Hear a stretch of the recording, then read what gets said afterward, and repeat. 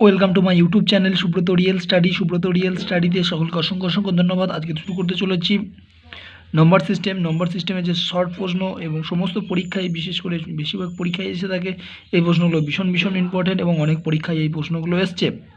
তাই অবশ্যই এই ভিডিওটি অবশ্যই দেখবে এবং এইরকম ভিডিও পেতে অবশ্যই চ্যানেলটি সাবস্ক্রাইব করবে এবং সাবস্ক্রাইবের লাল বাটনটি দাবিয়ে দেবে এবং বেল আইকনের অল নোটিফিকেশনটি অন করে রাখবে যাতে সমস্ত ভিডিওই তোমরা প্রথমে পাও। প্রথম প্রশ্ন হচ্ছে 2, 4, 3, 7 অঙ্কগুলি ব্যবহার করে 4 অঙ্কের বৃহত্তম সংখ্যা কত হবে?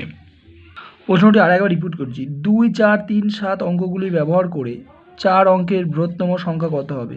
এইখানে বলতে 4 অঙ্কের ক্ষুদ্রতম সংখ্যা। তাহলে যখনই ক্ষুদ্রতম সংখ্যা বলবে তখন কি করতে হবে? কি আছে? 2 আছে, 4 আছে, 3 আছে, 7 আছে।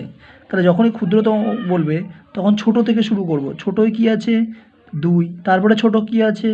3, তারপরে 4, তারপরে 7।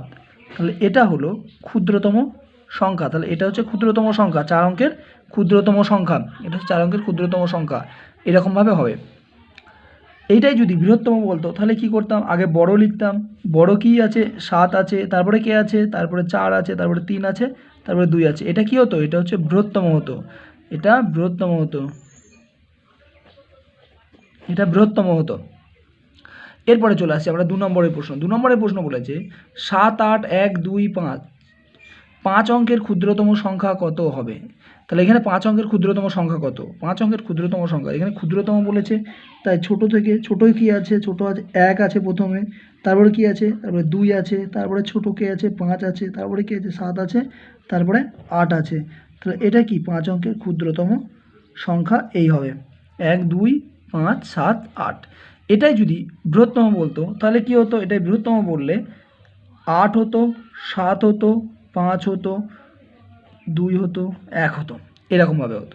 এরপরে আসছি আমরা 3 নম্বরের প্রশ্ন। 3 নম্বরের প্রশ্ন বলেছে 6, 2, 5, 4, 9 5 অঙ্কের বৃহত্তম সংখ্যা কত? এইখানে বলেছে 5 অঙ্কের বৃহত্তম সংখ্যা। তাহলে 5 অঙ্কের বৃহত্তম সংখ্যা কী করতে হবে? তাহলে 5 অঙ্কের বৃহত্তম সংখ্যা সবথেকে বড় কোনটা? সবথেকে বড় হচ্ছে 9, তারপরে বড় কোনটা? 6, তারপরে বড় 5, তারপরে বড় 4, তারপরে ছোট 2। তাহলে 9, 6, 5, 4, 2 এটা হচ্ছে বৃহত্তম।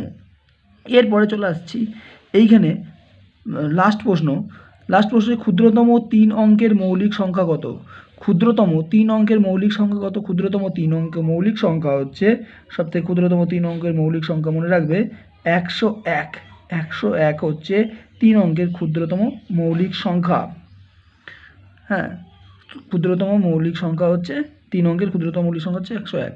অবশ্যই এরকম ভিডিও পেতে অবশ্যই চ্যানেলটি সাবস্ক্রাইব করবে এবং ভিডিওটি প্রথম থেকে শেষ পর্যন্ত দেখার জন্য অসংখ্য ধন্যবাদ।